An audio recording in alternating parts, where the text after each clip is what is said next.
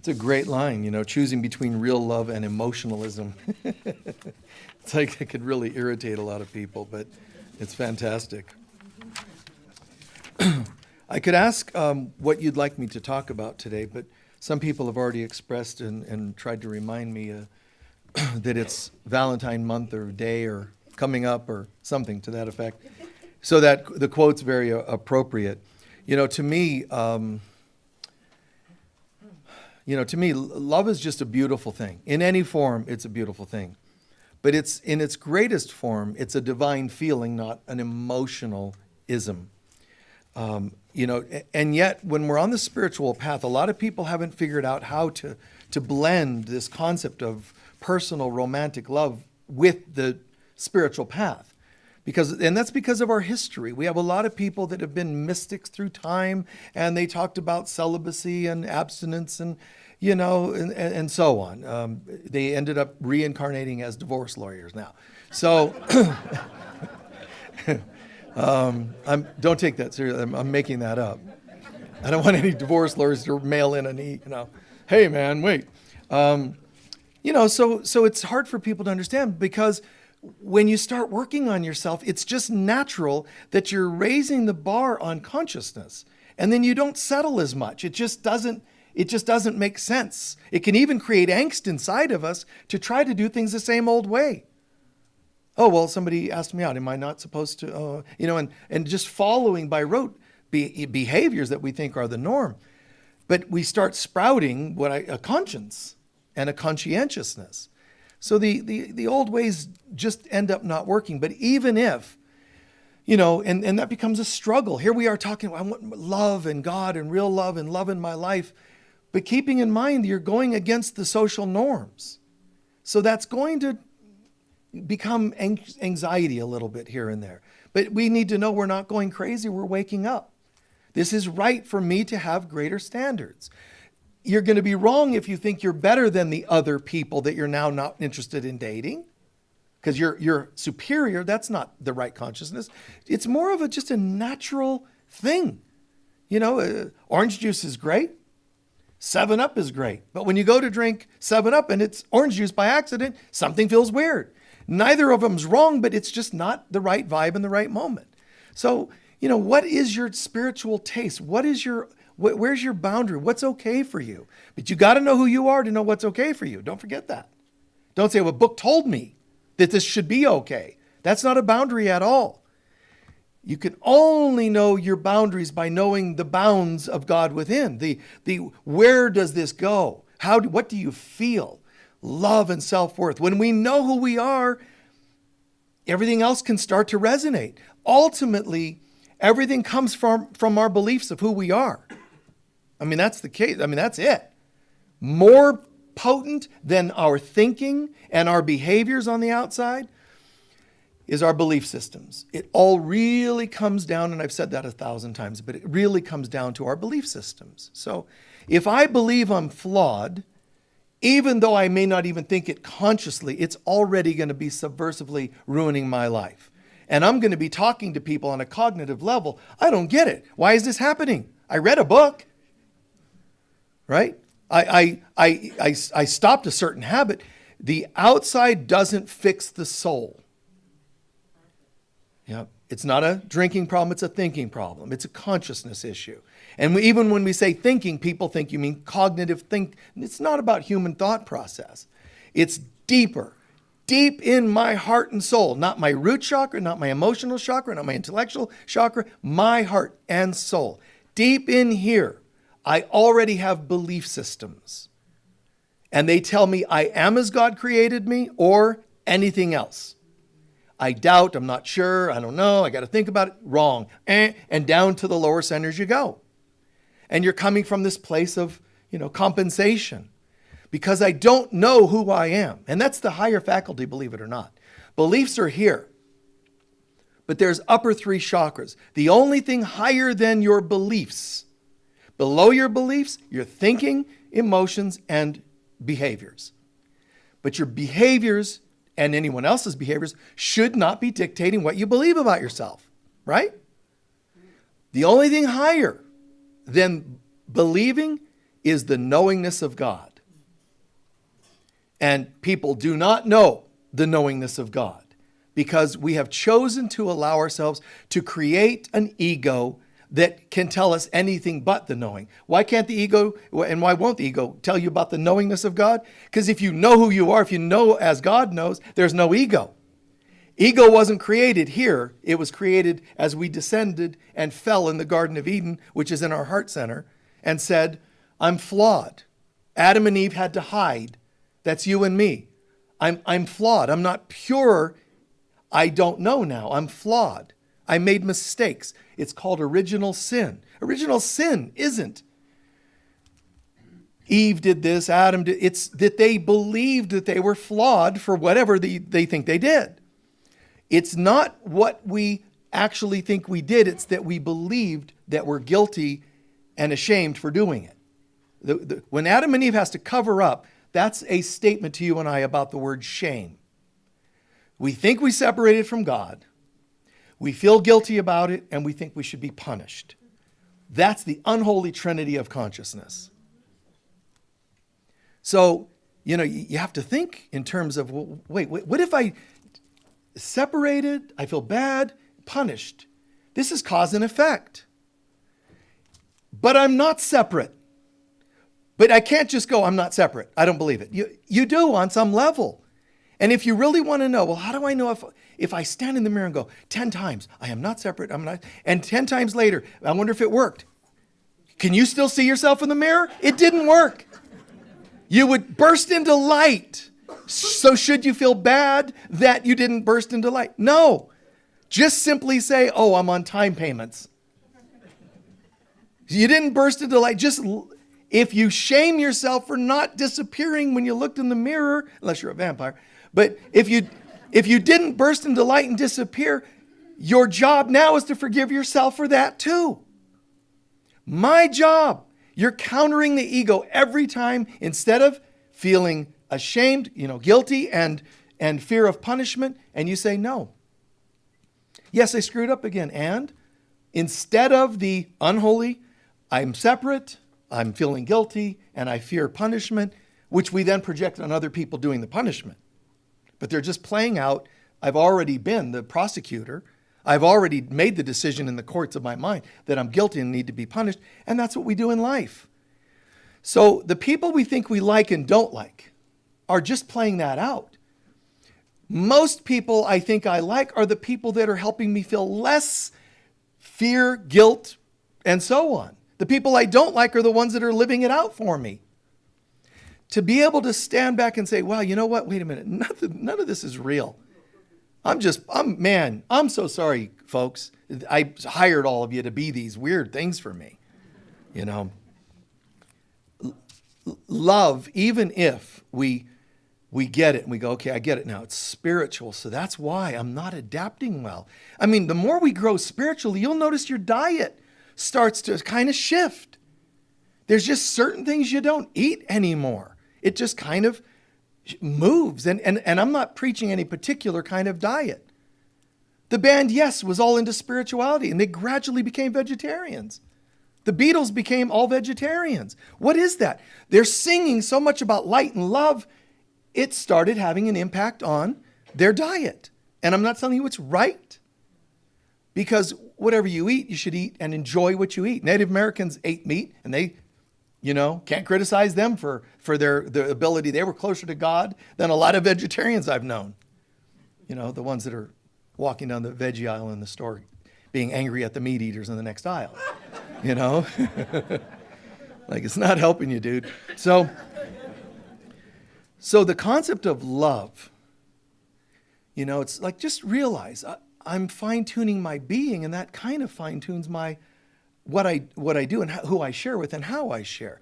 And one of the interesting things I've noticed for myself is I feel so high most of the time. Like, just feel good, love. You can listen to a song and it raises you. You can pray and it raises you, meditate. It kind of raises the bar, right? And then I notice that I just feel like I'm glowing. And, I volunteer at Judy here has estate sales that she does, and I volunteer at those.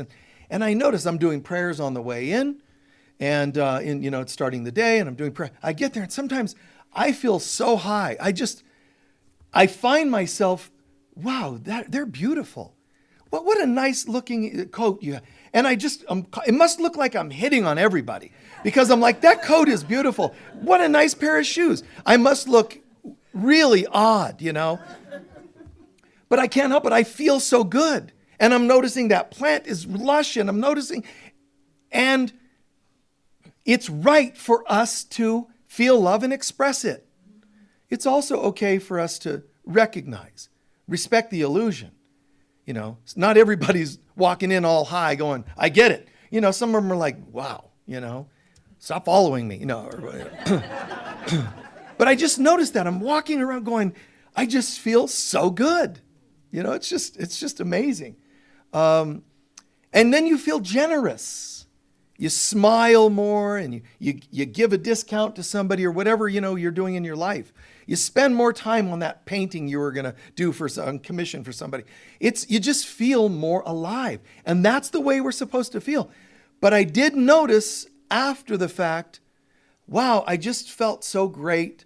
But I stopped and looked at it and went, and a note to self that even this can be misunderstood or misconstrued. So you still have to be careful, which is a sad thing that we would have to be careful with love. But it's not careful like it's a negative. You're being respectful, that not everybody's in that same space. So, I can feel it. Oh my God. And it doesn't matter if you're in school, middle school. It doesn't matter if you're at work, what age, what gender. It doesn't matter. You can still feel high. And it's like Viktor Frankl in Auschwitz. He was having insights. Did he need to pretend he wasn't having them? No. But a lot of people were suffering. So should he have said, get over it? Get in the mind I'm in? No. He would cry with them and be with them because people are seemingly suffering. But should he snuff out his light? No. So you have to know the truth, but respect the illusion. Respect where people are at without giving up your own, quotient of love. So in here, do I believe that I am as God created me? And most spiritual people can go, oh yeah, I totally got that one down. I know, it seems that way. Keep going with it though. Keep believing. Even when, because what'll happen is, if you're having negative experiences, it's evidence, cause and effect, fundamental law. If you're having negative experiences, it's likely that somewhere, someday, yesterday, today, 5 years ago, 6 lifetimes ago, I had a moment where I forgot who I was, and today I'm paying for it. What should I do? Punish myself even more? No, just say, oh, this is one of those moments that's coming back. It's just coming back at me, for I must have forgotten. Do I have to know what lifetime it was? No. Well, this one day I was in a chariot race with Ben-Hur, and he blew a tire on his chariot, and I rode by going, like this, instead of, hey, can I, AAA, can I help you change the tire? You can guilt yourself, but that's not going to help you that much. Sometimes it gives you insights to know those past life moments, but that's for your amusement. You didn't have to know. It's good to know sometimes, but you don't have to. If you're seeing something's off, someone in the room forgot who they were. And you can go, and I bet it was them. And that's not going to help. If I were you, even if you say, I don't remember it, therefore it wasn't me. If I were you, I'd live dangerously and go, because I know that the room's off, something's off, someone has to have been off in consciousness, because all manifestation comes from consciousness. None of them ever just happen. It comes from consciousness. So I wonder who it was. And I'm just suggesting that you try you. Because there's hundreds of people in this room. And if I'm feeling off right now, I can go, which one? Now, how long is it going to take for me to figure out which one of you? But if it's me, I can just do that in half a second. Which one of you could take me hours, minutes, years? Or I could just go, forget it, it's me. Then you can erase it that moment. Something's off. That came from consciousness. Mine. Got it. My mistake. I'm giving it to you, God, and I'm replacing it with its opposite, that I am as God created me. Done deal. And you shifted consciousness. Where, how fast and when that'll manifest, it could be instantaneous. It could be weeks. I don't care when I don't sit around and go, okay, are we on a 1 second lapse, or do I wait 5 years for this? Just smile inside and go, I'm glad I caught it. It's going to show itself at the best moment, whether that's now or later. And I would just keep investing in that. Keep investing in owning you are as God created you. Don't only say that. Do that all the time. But there's moments when we're not feeling that way. Catch it, own it, surrender it, replace it. Make sense? So the role that belief takes in our life cannot be overstated. I mean, beliefs are everything.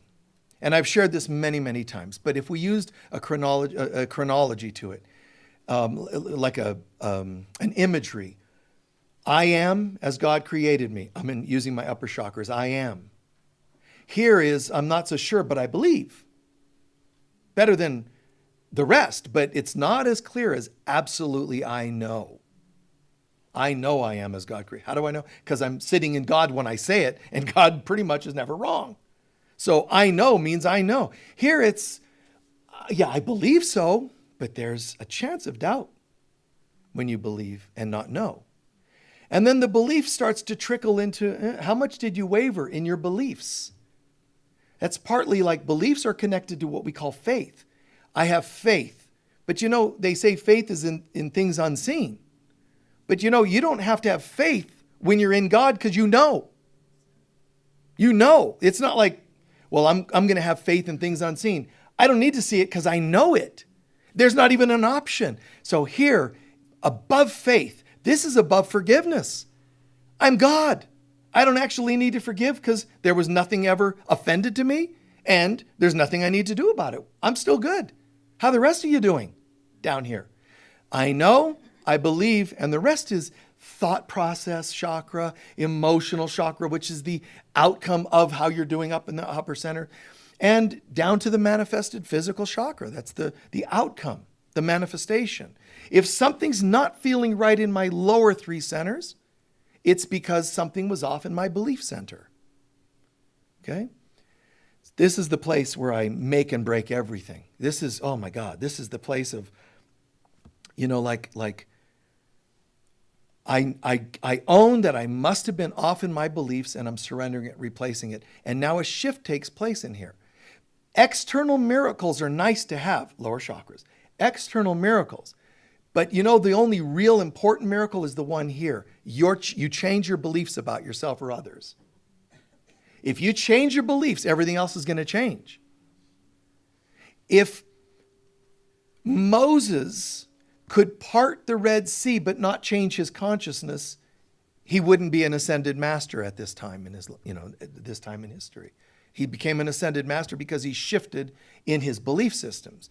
If Jesus would have known how to do certain magical things of the external level, but not how to change consciousness, it would have it's called, manipulation. We want change in consciousness. What I'm saying there is that change in consciousness will change manifestation, right? But not all manifestation changes consciousness. So a person can say, I don't have much money, and I work on consciousness, and I start attracting money. There you go. That's real miracle. Then there's another person going, yeah, me too. I don't have much money. They rob a bank. Are they higher in consciousness? I have prosperity consciousness. Look, here's a bag of cash. You didn't change consciousness. You manipulated matter. That's different. You manipulated matter. So really, when you ask the average person, what would you like me to pray for? It's almost always stuff of this world. I want you to pray for my kids to be happier. I want you to pray for my health. I want to win the lottery. I would like to get this job. And I'm not saying you're wrong to ask me or our chaplains or anybody else to pray, even if you pray yourself, to God. Just try to look at how human-oriented your prayers are. Well, yeah, but that's the part of me that's messed up. I know. But it wouldn't be if your soul here was intact. Get this right. Oh, but that takes so long. I just want now. Somebody to fix me now. That's what got you into this mess. Change the consciousness. When people say to me, Michael, would you pray for me? No. I will pray as you. That's how to make or break prayer. If I pray for you, I'm already separate from you, asking God to throw us a bone for you because you're kind of pathetic. Is that how you want me to pray? That's what you're saying when you say, please pray that my sore ankle gets healed. Pray that I graduate with flying colors. That's what you're asking. You're asking me to agree with you that we're separate people and that God's another separate thing somewhere. I'm going to appeal to God for you because you're pathetic. And I'm hoping God likes me enough to speak on your behalf. That's what you're really asking for. I'm doing a prayer workshop and you wouldn't think so, huh? This month, this guy's not very inspirational. But what you really want is me to pray as you. Why? Because I am you. And I'm the part of you that's going to stand on what seems to be your behalf as you. Hey, God, this part of me thinks that we're separate and that they have an issue. I, which is part of them, do not accept that. Show us what can come to those who stand together, two or more gathered, and you'll get miracles. But the miracles aren't coming because I was like, oh, Jesus, please give them a healing. It's not like some external healing technique. I don't know. I really don't know sometimes. That's not the real healing. The real healing is a feeling, not a thing. The things will come from the shifts in the feelings, in my beliefs about who I am. Honestly, Jesus didn't pray at the storm to calm down, that bad, naughty storm. He didn't pray at Lazarus's illness. Mr. Death, how dare you? I'm going to fight Mr. Death. Lazarus, no, he didn't yell at the waves. He prayed as, oh, look, turmoil, the waves. I am, I'm not, we're good. Just recognize it reflects something. I remember in a conference, probably 25 years ago in Australia, it was a beautiful outdoor retreat. And doing some very powerful teaching during this, this was at some outdoor place. And I remember them, very respectful people, and they're gathered around, they're listening to my teaching. It's wonderful. And we're doing a closing prayer, and they said, Michael, would you do us a favor? We really believe in you. Would you do a prayer? We've had a drought for a long time, worst ever, and we're really struggling, haven't had rain. And I said, sure, So we stood in a big circle, held hands, and prayed. But what I was praying was not begging for rain. What I said was that the lack of rain is the parchedness in our soul. There's something in us that doesn't feel fed. The rain, the water. We don't feel watered. We don't feel lush. We're something's drying up and parched inside. We're going to see that, own that, not know necessarily where, how, just we own that that's a possibility. We give it to you, God, and now we bring the cure, meaning in consciousness. We now feel your presence instead of parched and dried up. We feel your lush presence. And it started raining right then. And, so if people say, Michael, you performed a miracle. No, it's a shift in consciousness. Even if it's I performed a miracle, here's what'll happen. When I leave town, they're going to need me to do another miracle. I can fly back just to get rain again. You don't want to put it on a person with a thing. It's a consciousness. So when I leave, if we shifted consciousness, now you won't have that issue again. You see, it's a permanent shift in consciousness. So the bottom line is if one of us is a child, let's say we're a young girl, we're brought up in a home and dad says you're never going to amount to much and mom's saying you're never going to amount to much, that kind of programming. Do you think that the low self-worth that'll likely result in that girl, do you think that putting a ribbon in her hair is going to suddenly raise her self-esteem? It's the same with mankind. We can't just put a ribbon on the planet and say, now everything's better. It can't just be outer dressing. There's nothing wrong with dressing up a little bit and, doing some of the external things. There's nothing wrong with, my life coach said I should get a new wardrobe, and that's okay. Those are external things, but the external cannot fix your soul. But here's what it can do. It can help. It can just act like a support system to the work you're doing in here. For example, if you're drinking too much and you say, well, okay, here's what I'm going to do. I'm seeing that there's this drinking, but I'm not going to fix the drink. I'm just going to pray to have it fixed for me.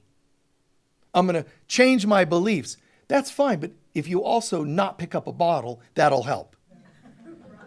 The outside, just only not picking up a bottle and not changing in here, you're doing behavioral management. It will not heal you. And in fact, inside you might feel quite conflicted because you're making yourself not drink, but you're still wanting it. Go here. That's why in the program, you're not just told, hi, this is actually just a one-step program. Don't drink. Oh, okay, I'm good. There's other pieces that encourage you to look at where it's coming from, to forgive, to heal, to reconnect with God at a deeper level. That's important because the program is telling us, got to go to the heart, got to go to the soul. You got to connect with God and heal this at a deeper level. Yes, also deal with the external pieces, but get it on a deeper level. So it's challenging for some people to get what I'm saying here, whether it's about romance or addiction or whatever else. It's challenging because we come into a 3D world not remembering who we are. And then what's going to happen is as follows. I don't remember who I am. If I'm not full with God and my knowing of who I am what? Empty. So I come into this world feeling like I'm nothing. And if I feel like I'm nothing, what am I going to do? I start looking for something. But really what you're looking for is the everything, God. But what you end up doing, human beings, because the ego hijacks our mind and cons us into doing this, I feel like I'm nothing.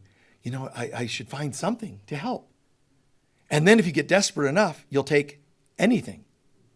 Nothing to something to anything. Looking for everything. But you can't get it because everything only comes from God. So look how tormenting that can be. And the more I go to look for just anything, something, anything, because I feel like I'm nothing, every time I go to it, it'll fail me. Why can drinking not? It'll look like it's giving me something, but it ends up being nothing. Why? Because it is nothing. Nothing in this world can offer you anything. And I'm looking for anything to fill the nothing. So give me something. And I'm going to feel bad once I try the, something, anything. It all ends up being nothing. I'm going to feel worse. And now the void gets bigger, the guilt, the shame, I feel terrible because by now I've done this, I've self-abused, I've been abused by others, all in this search for the everything. And I mean, this is rampant that people will do this. Just think of the wording, the play on words.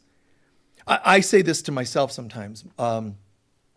Sometimes things can be going so off in so many different ways.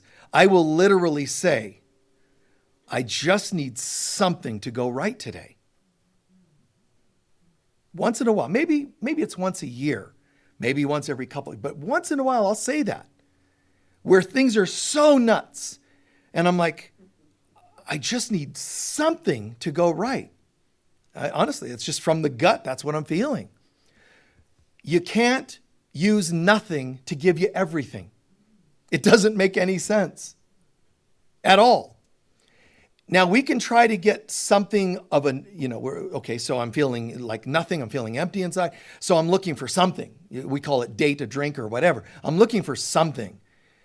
And when you get desperate enough, you'll settle for anything. You follow the words? Nothing, looking for something, settling for just anything.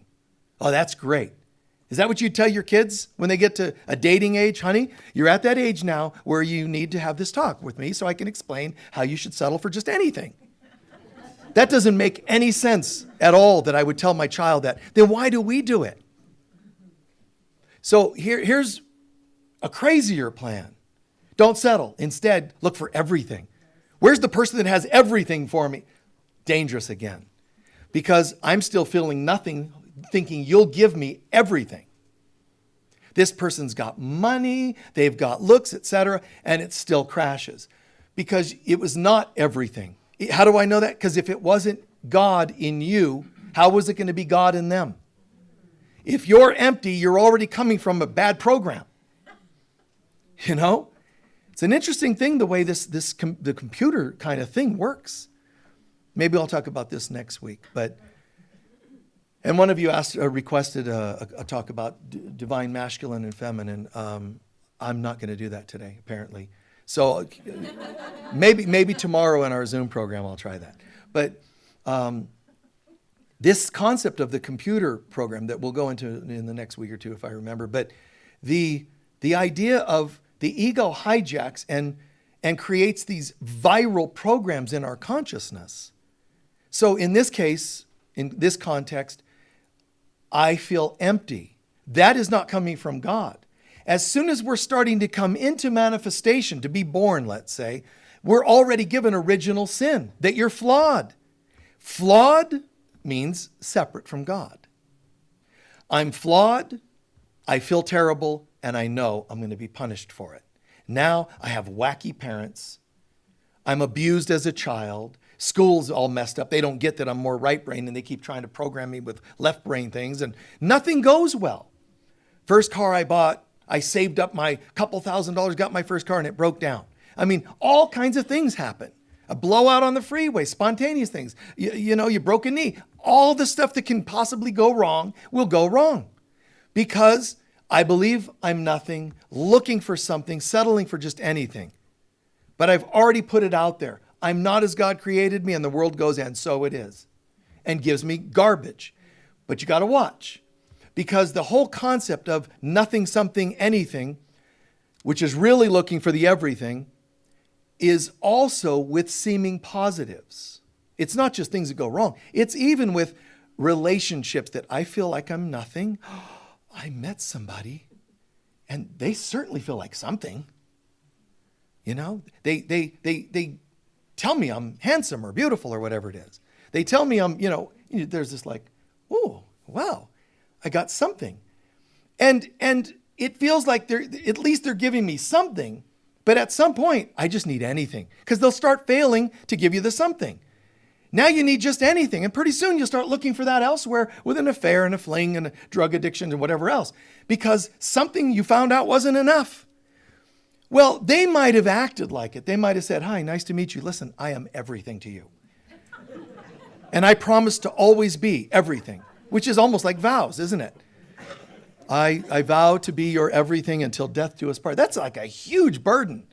Like, I'm going to be your everything. It should be more like, no, I beloved, standing there, the little lace around the wrists and the, bound, it's beautiful. I'm here with you. Two as one. We're becoming complete.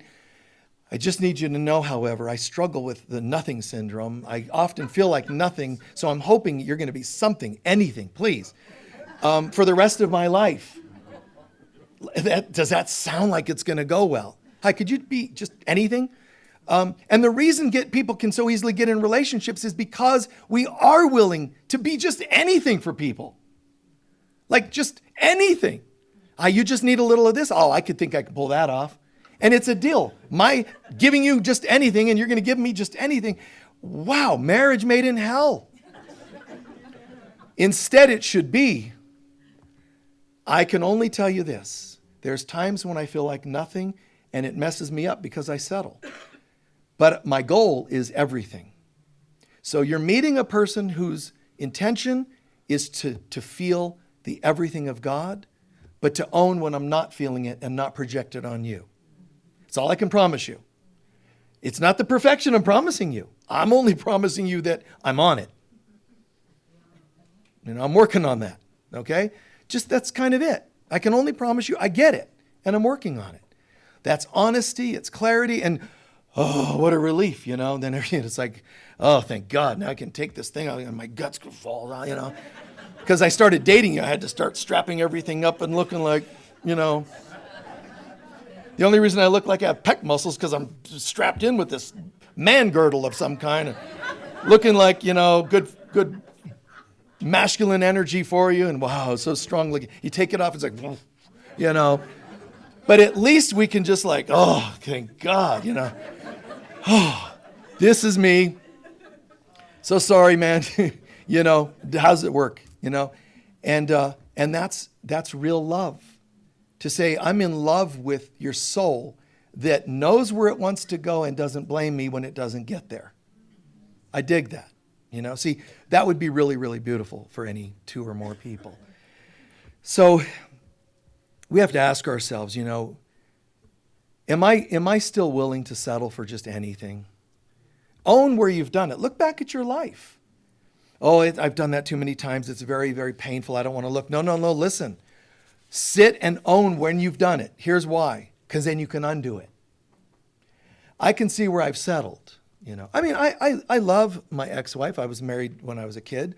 I love my ex-wife to this day. Wonderful person. Love you, you know, and help you in any way I can. But I'm very clear that when we got together, it was, I would love to get out of my house, of my parents. How about you? I would love to get out of mine. Great, I do. You know, we were soul friends. It was clearly a contract, not a big romantic, beautiful thing. It was, oh, you know, and you think it's something else so that you're hurting at first and so on. It happens. But when you see it more clearly, it's really quite amazing to be able to release the contracts with people. I was willing to settle, you know, and the more I need another person to be the something that will fill my nothingness, the more, the quantity I put on how intently I need you to be that will determine how painful it'll be when it comes to an end. So go tell me how much pain you had in your first marriage, in your first girlfriend, tell me anything you tell me about how painful it was. I'm telling you, in the back of my mind, I know that's how invested you were that they be something for you. In my, you know, I didn't get raised in a great supportive household. It wasn't like, Michael, you can do it. So I needed something that was different. But all I could find was just anything, meaning someone that would at least get me out of that house. You know what I mean?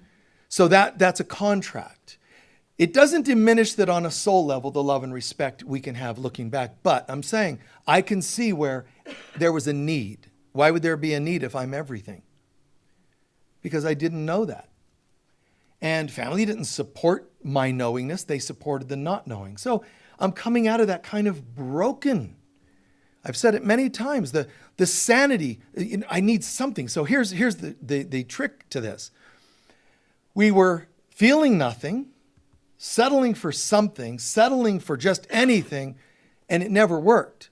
But solutions to this dilemma. Romance issues, partnership issues, emptiness issues, settling for something, anything issues, any of that, there's a solution. One is to start seeing everything, not do the nothing, something, anything, but change the way you do it. So for example, anything that enters your life that looks positive, give thanks for it. You're going to turn around the way you did the something, anything. And it's going to sound kind of strange and crazy in a way. But instead of looking for just something, anything, start noticing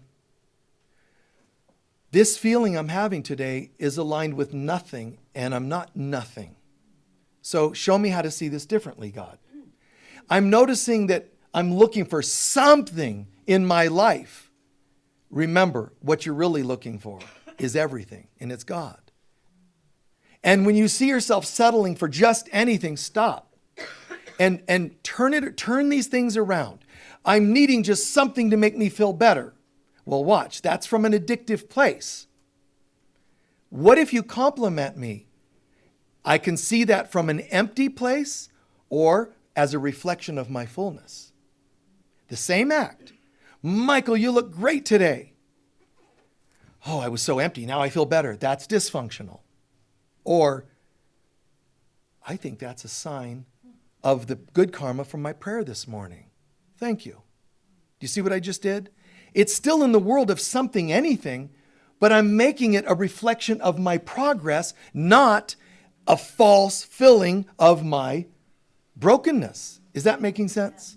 Yeah. So you have to start playing that a little bit. Just, I don't have anything good in my life, Michael. Oh, okay. How was our session? Oh, it was great. It's the first time I ever had it. So you do have something. See what I just did? They'll tell me they've never had anything. Make them own something.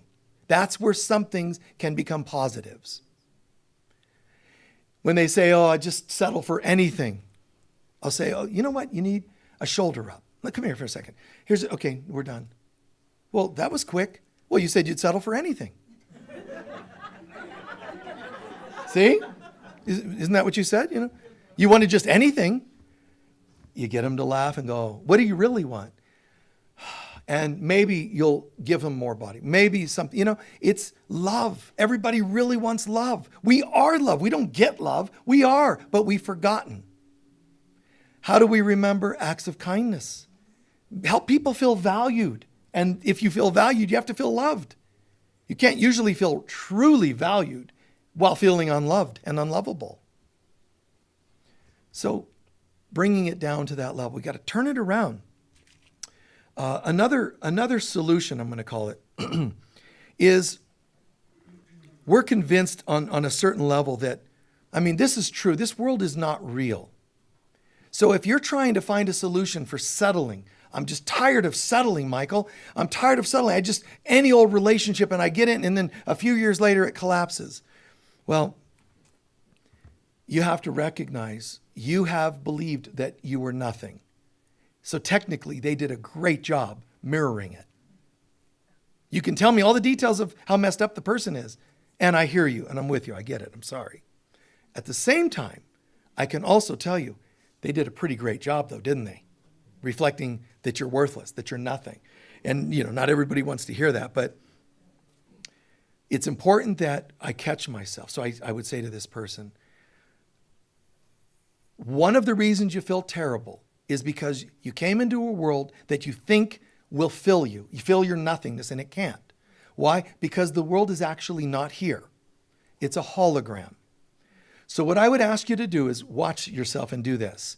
When you see yourself either react to the positives that come into your life and then they go and now you're hurt, or the negatives that come into your life, spot it and realize this. If anything gave you a reaction, you must have believed it had a power. You have to have. If it's powerless, why would it have any kind of reaction inside? So see that you did react. How upset did you get when you got the blowout in the tire? How upset did you get when that partner moved on? That tells you your, quantity of investment with that person. So what I would do is recognize it as such.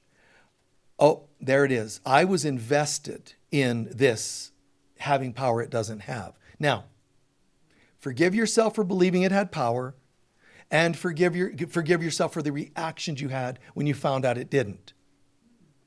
You can say, well, I just moved on. No. Stop and own it. I must have given this power. I thought this thing had power. Somebody will say, well, I'm getting older and I'm going to have a facelift, which is fine. But why? Because I feel nothing. I feel a nothingness. My husband went off with some younger girl and now I feel so terrible. I got to have a facelift to compensate. So I feel young again. Now, there you go. And then you go and have it. And then it's, you get one of those facelifts where you're like, what have I done?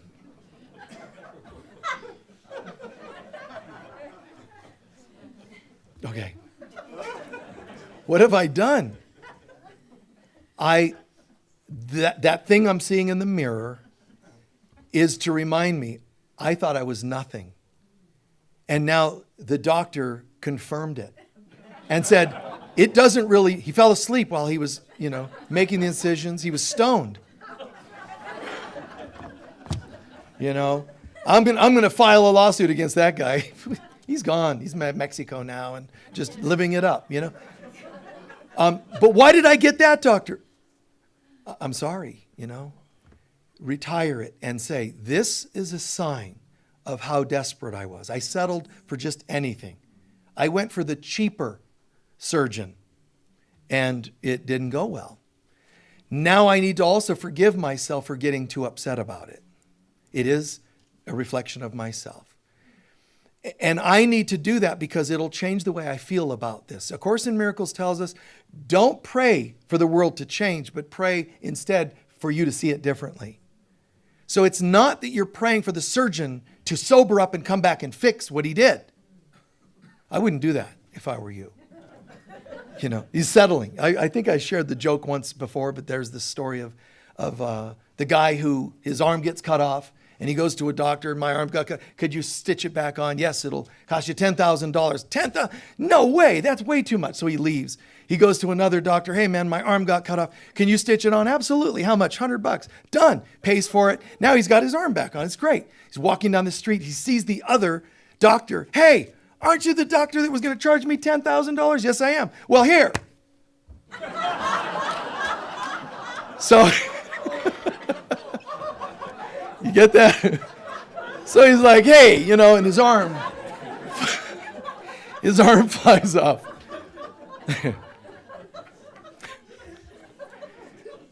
You get what you pay for,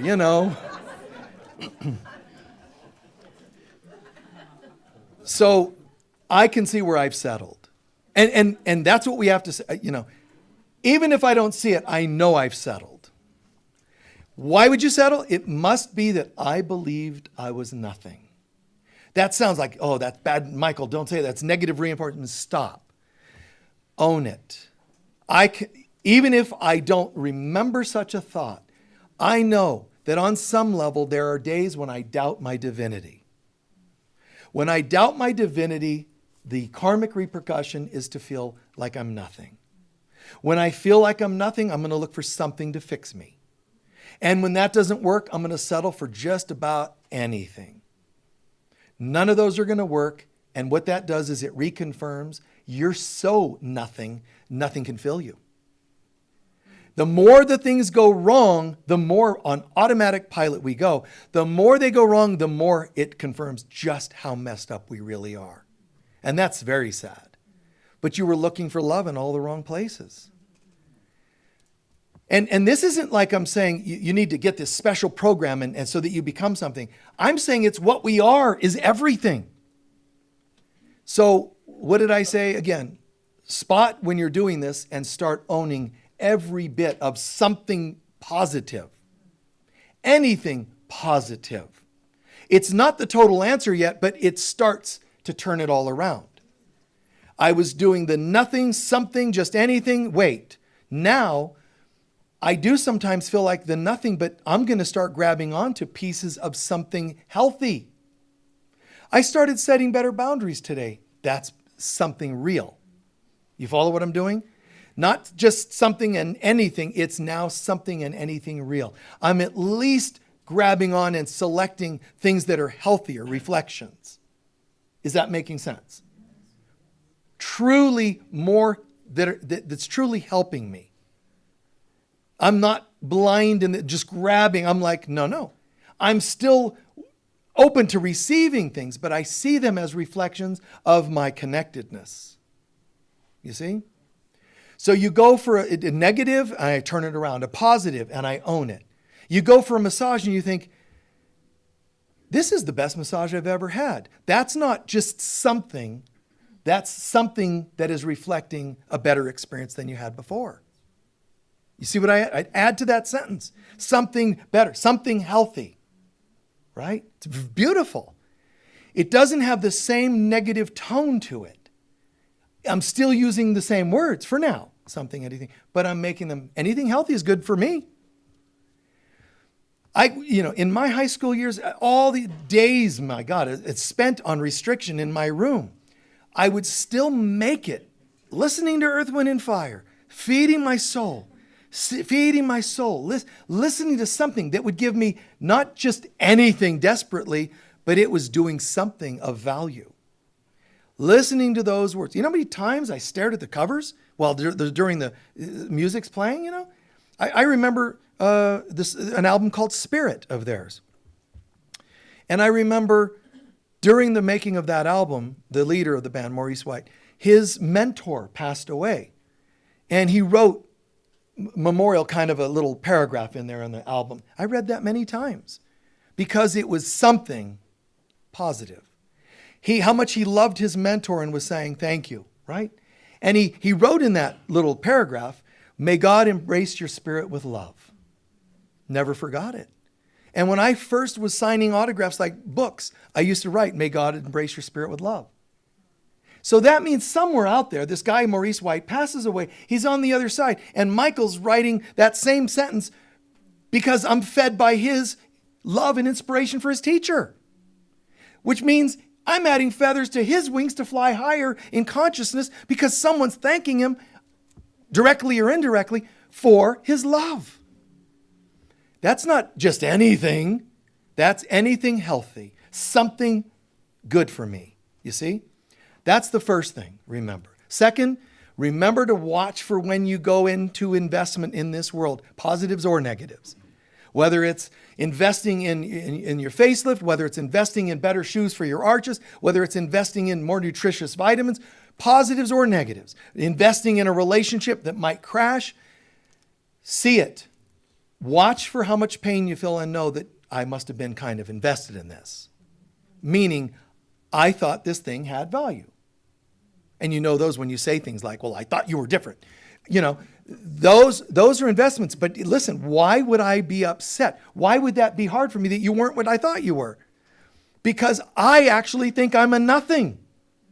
It's not just that you gave me the impression you were something. The only reason I would care that you're going to be something is if I think I'm nothing. The everythings don't stand around going, look, there's a something and I'm getting invested. I'm full.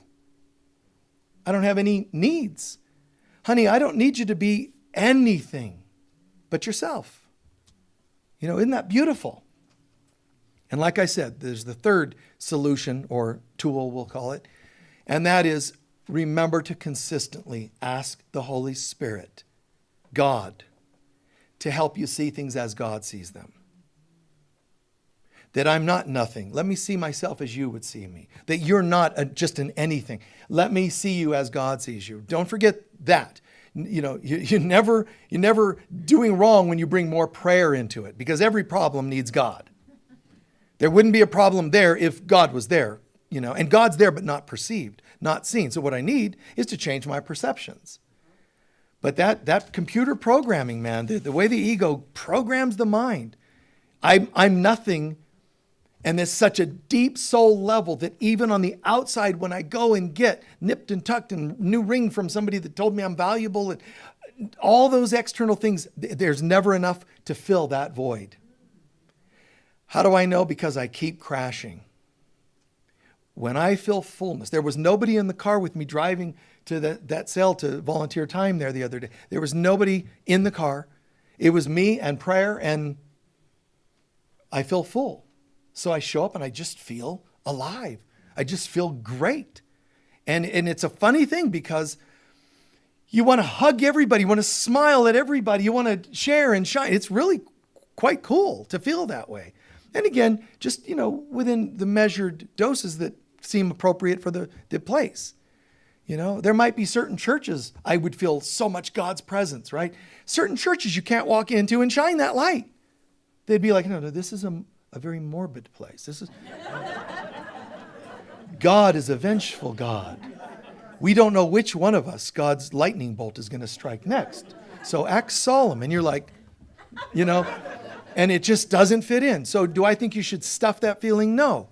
But maybe you don't have to jump up and down.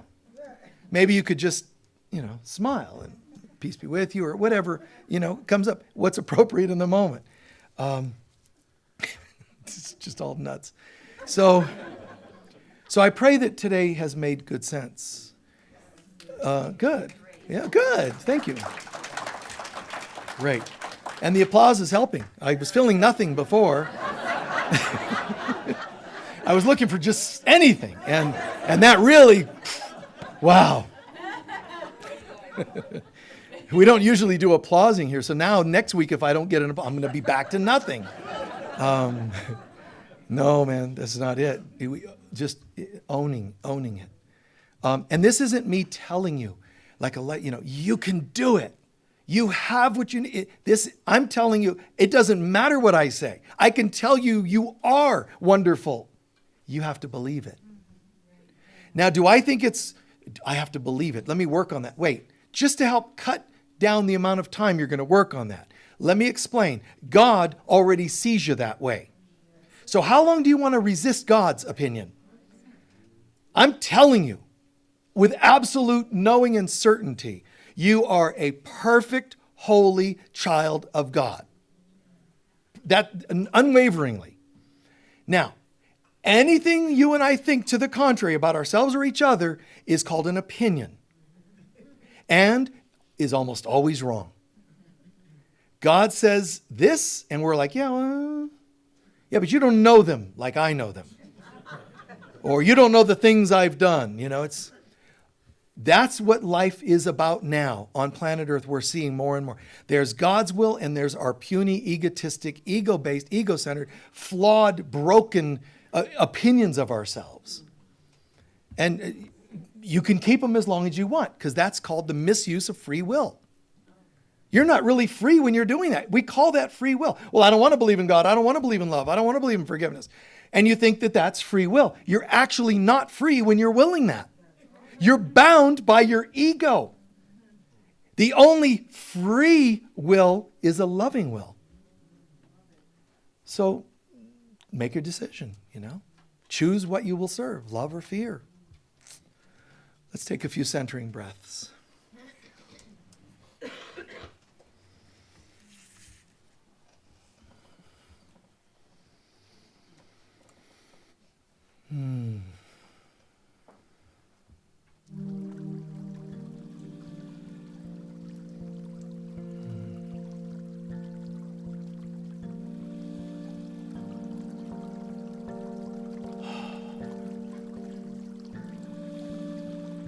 With each breath in, try to imagine, even if it's just slightly so, try to imagine any of the ways that you have opinions of yourself being less than God sees you.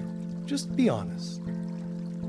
I smoke too much, I drink too much, I've done this, I've been bad, I've been naughty, I haven't been the best parent that I could have been, whatever, all of it. Just see it. And with every exhale, let some of that go. They're just opinions. What a relief. If you have any hesitation to letting it go, then just tell yourself, hey, we can pick all this up on our way out the door. Take on all that guilt and shame again. Okay, if that's what you want to do. But right now, let that burden drop. Let it peel off your shoulders, like peeling off shoulder pads, and letting them fall to the ground.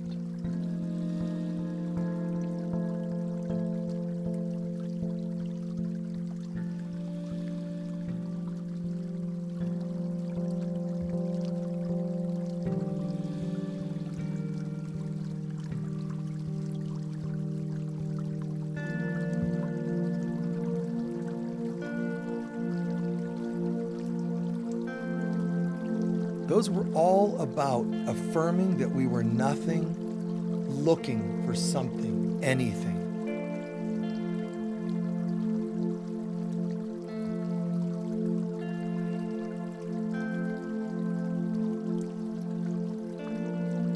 And let's shift gears for a moment and look at any time in your life, especially currently, when it wasn't just something and it wasn't just anything, when something positive, anything healthy was in your airspace.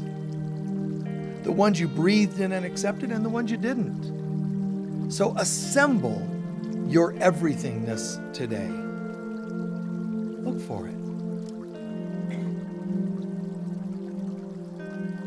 It's not just anything, just something. It's you actually had something positive. If you experienced anything healthy,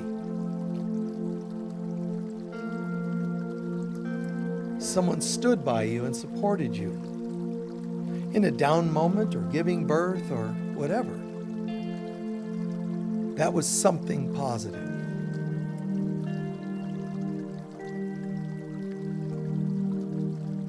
Breathe it in. Truly, truly feel gratitude for it. It speaks like puzzle pieces. My holiness for now is in pieces, and I have to assemble it by owning somethings and anythings out there that reflected my goodness. It can be as simple, as shallow as a compliment from someone, but are you needing the compliment because you're empty, or are you grateful for the compliment because it mirrors to you you're on the right path? It's just a matter of seeing it differently.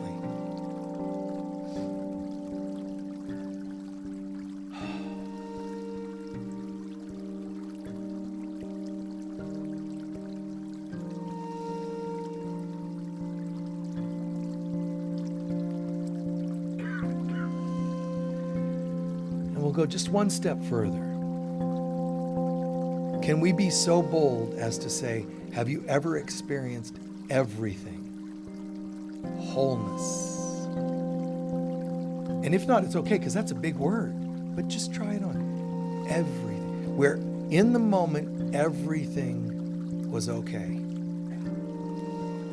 I felt so full of everything that is God that it poured out. I smiled. The whites of my eyes were just bright. My heart was beaming. My very presence, people could feel this palpable something of God. And even if you don't have a memory of any of that, the everything, you can at least know it exists, and that's where you're going. It's my destiny to feel the everything of God, the all and everything of God.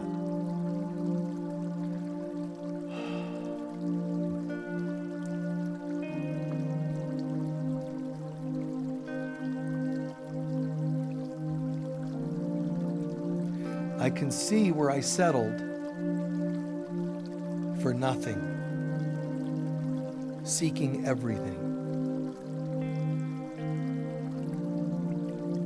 So the last thing we're doing is just say that in your mind. I can see where I settled for nothingness when I was really looking for everything of God.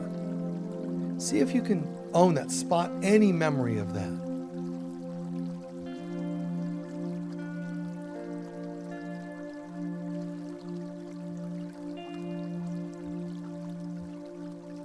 And what are we supposed to do with it?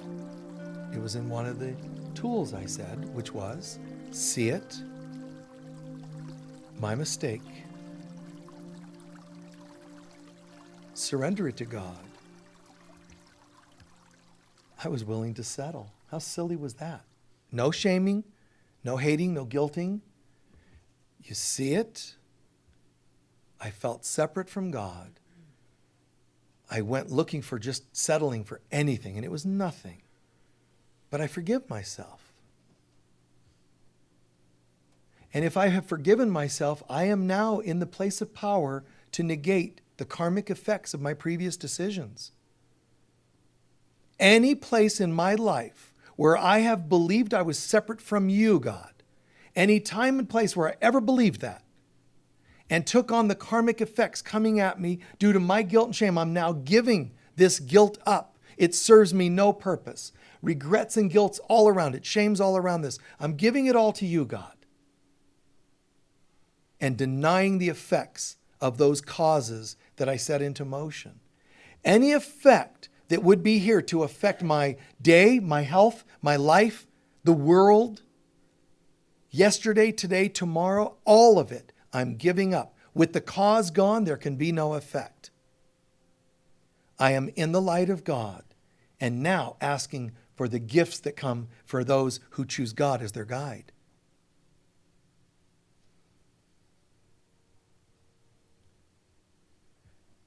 And I give thanks in advance because this can take the form of, and just fill in the blank. If you're accepting the gifts that come instead of the karma that comes with ill decisions, what do you accept as the gifts that come for choosing God as your guide? The sky's the limit. Anything, because I'm centered in God. I can choose now. Happiest days I've ever felt, connectedness, great clearing of old communication issues, miracles between some other people and myself who I had conflict with. Peace, peace, peace everywhere. Om Shanti. Peace to all. And every cell of my body, which is just an effect, every cell of my body can now dance in delight that the presence of God is so full in my being, they can't not get excited and dance in the vibration of healthiness. Every organ, every gland, every system, every cell dancing. The kingdom of heaven is at hand. It's here, it's now, and it's me. And so it is.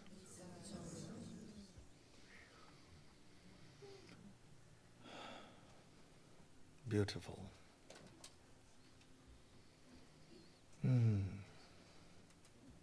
Nice job today, guys. Everybody co-creating this. Thanks for joining us all around the world. We're going to do our closing prayer in just a moment. Just take a moment to reacclimate to the room. While you're reacclimating, just tune in just for 1 minute, a couple quick announcements. First of all, we have our member meeting today. If you didn't answer your emails and renew your membership, even if you want to stay a member, you can't attend if you didn't renew your membership. You have to just get the form and then send it in and you'll be renewed. All right?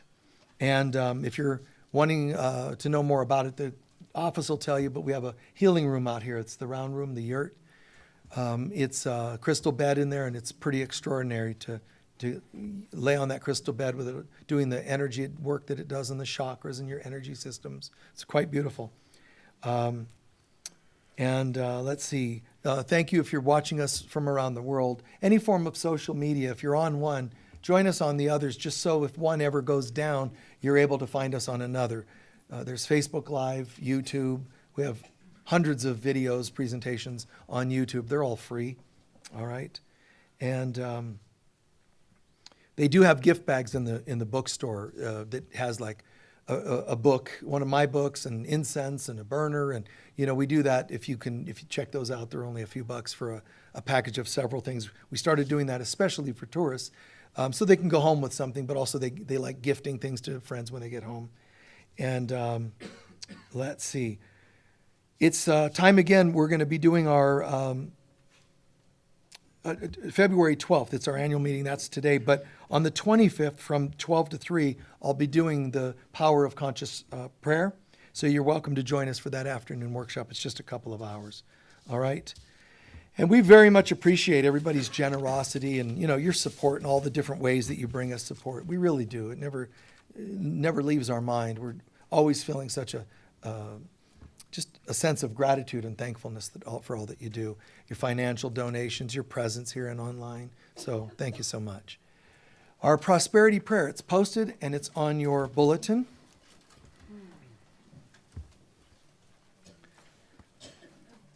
Together, please. Divine love flowing through me blesses and multiplies all that I am, all that I have, all that I give, and all that I receive. And so it is. Thank you. So we're going to spend just 1 minute or so. If anybody wants to share what you learned or heard today that made the most sense, that might be the most helpful for you in your life or with people in your life, now is the time to share. Yes, dear. A big one for me was when you said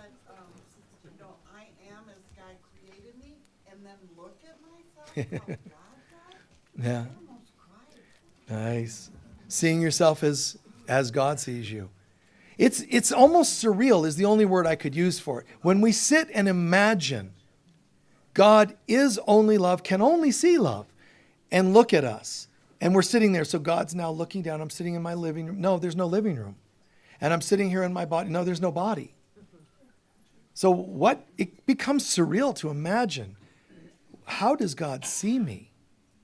And just drop into, erase the thoughts of the punitive God, the jealous God, the angry. Stop. That this only loves us.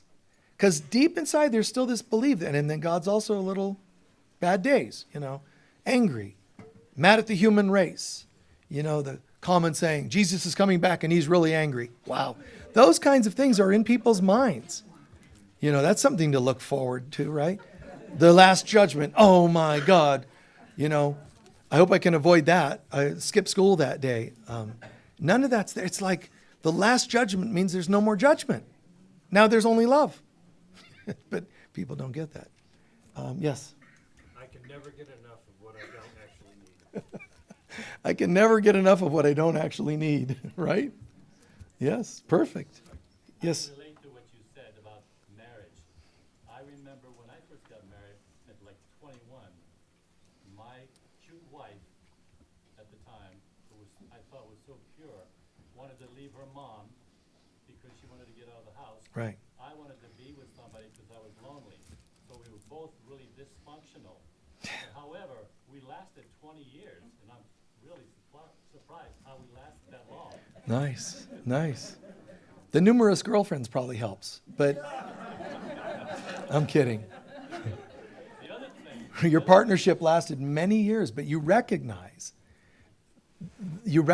wow, I can see where there was a neediness, a contract you guys were playing under, yeah.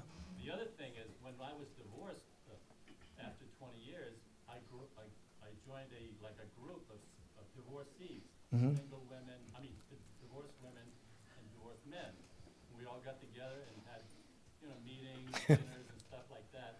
And I remember these two, a man and a woman got together, and they were divorced and they were middle age, 50, 60, and they decided to go into a relationship. Right. And one said to the other, says, you get what you see. It's like, Yeah. that's it. This is Right. what I am. What you see is what you get. Yeah, right. Yeah, so you've seen that too, where people have to be honest and say, hey, look, yeah, I don't want to be a fantasy for you. Here's where I'm at. Yeah, exactly. These are my faults. Yes. Yes. It's they no longer meet in person. It's online. It's called quickhookups.com. Yes. If something is off, I look to myself first. And it makes sense since I am the one that judged something was off. Yeah. Yeah. The piece of, and it's also your promise to others. I can only promise you the highest of me is going here. I can tell you the lowest of me is here, and I'm working on it. I'll work on that and not project it on you. That's reasonable. For me, if I'm in a relationship of any kind, it could be board member, like a person that's on our board, a person that's an attendee here, any kind of relating, any type of overlap there of relating. If I see that the person is using their head to find fault and use that to drift, I know it's not going to go well. Once a person is intent on finding fault with you, they're looking for sabotaging the relationship. Almost all that you can do, besides inner prayer and all, almost all you can do is say, I see that, and if you're intent on seeing my flaws, we should stop now. Because I actually don't need 3 more years of you looking for them. I'll tell you some of them if you need, to help speed you out of here. Yeah, if you really want to know my darkest stuff, let me help, on your way out. Because I'm not interested in playing the games. I'm working on it. Is that okay? And if that's not enough, okay. Who else had their hand up? Yes. I'm The everything that God is right here somewhere. If I don't find it, it's because I'm going with the programs that I believe that I'm not part of God. It's my beliefs. Even when people have added programs, I didn't have to believe them. And I know we're impressionable as children, sadly, but at some point you grew up and you should have said, no, those aren't true. One of the best things you can ever do for yourself, in your mind, not out loud to them, is tell your parents they were wrong. Tell the false God, no, I no longer believe in you, that you hate me. Tell karma, no. Say no to all these things, these laws and people that enforce that you're flawed and that you're going to pay for it. Being able to say, no, I don't buy it anymore. And they will melt away. They might scream, I'm melting while they're doing it, but let them melt away, because all they are is nothing. Really, it's just the nothing. Please stand for our closing prayer.